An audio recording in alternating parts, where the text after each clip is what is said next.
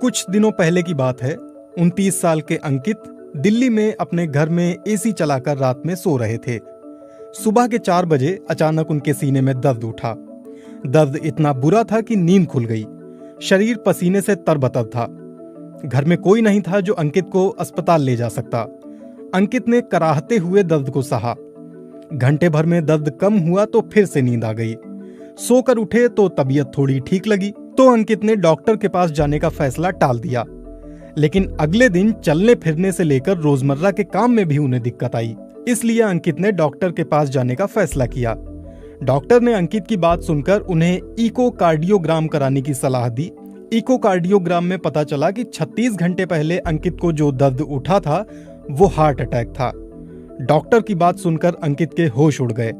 वो समझ ही नहीं पा रहे थे कि इतनी कम उम्र में हार्ट अटैक कैसे आ सकता है।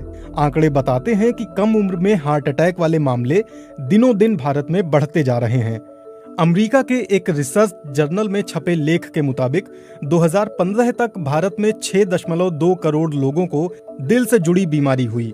इनमें से तकरीबन 2.3 करोड़ लोगों की उम्र 40 साल से कम है, यानी 40% हार्ट के मरीजों की उम्र 40 साल से कम है। भारत के लिए ये आंकड़े अपने आप में चौंकाने वाले हैं।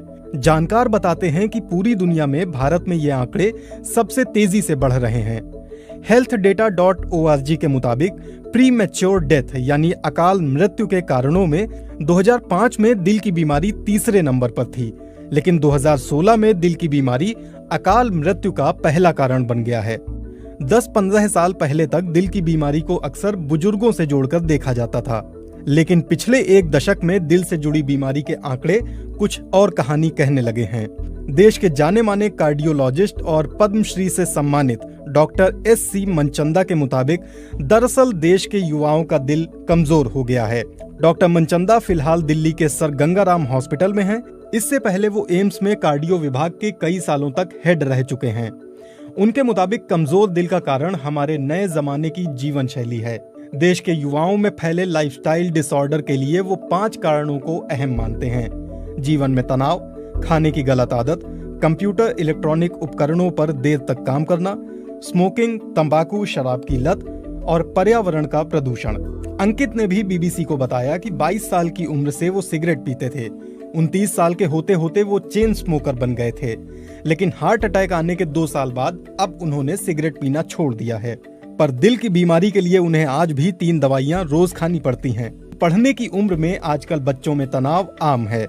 इतना ही नहीं, छात्रों के जीवन में खाने का गलत समय और पढ़ने के लिए इलेक्ट्रॉनिक उपकरणों का घंटों तक इस्तेमाल कोई नई बात नहीं है। डॉक्टरों की माने तो हार्ट अटैक का सबसे बड़ा लक्षण माना जाता है सीने में तेज दर्द। अक्सर किसी फिल्मी दृश्य में जब किसी को दिल का दौरा पड़ता है तो वो अपना सीना जोर से जकड़ लेता है। दर्द के मारे उसकी आंखों में घबराहट दिखने लगती है और वो जमीन पर गिर पड़ता है। हम सभी को लगता है कि दिल का दौरा पड़ने पर ऐसा ही एहसास होगा जैसे हमारे सीने को कुचला जा रहा है। ऐसी अनुभूति होती भी है, लेकिन हमेशा नहीं। जब दिल तक खून की आपूर्ति नहीं हो पाती है तो दिल का दौरा पड़ता है।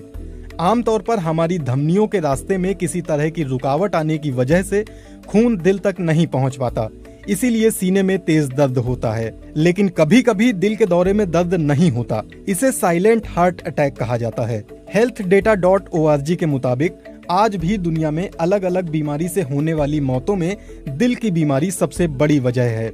इंडियन मेडिकल एसोसिएशन के डॉक्टर के अग्रवाल के मुताबिक महिलाओं में प्री मेनोपॉज हार्ट की बीमारी नहीं होती।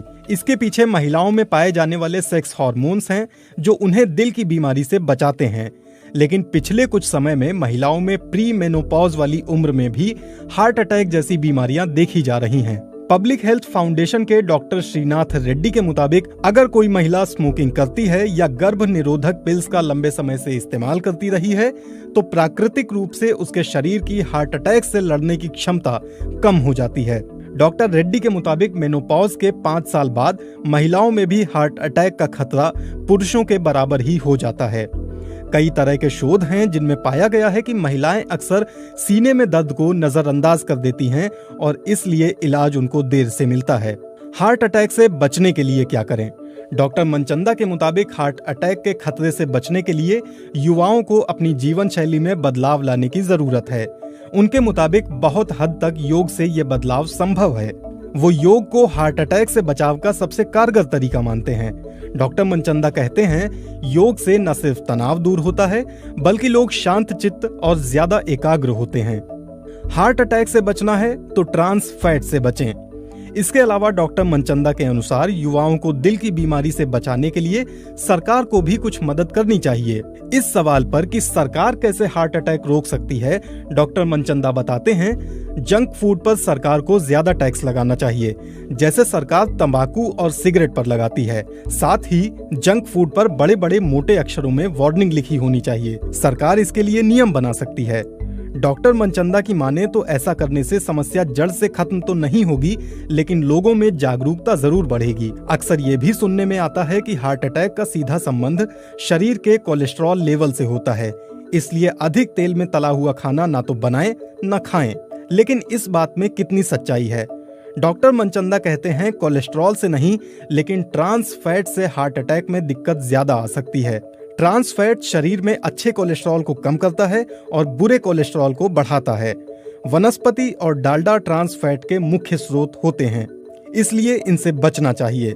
जानकारों के मुताबिक इन तरीकों पर अमल करके युवा हार्ट अटैक के अटैक से बच सकते हैं।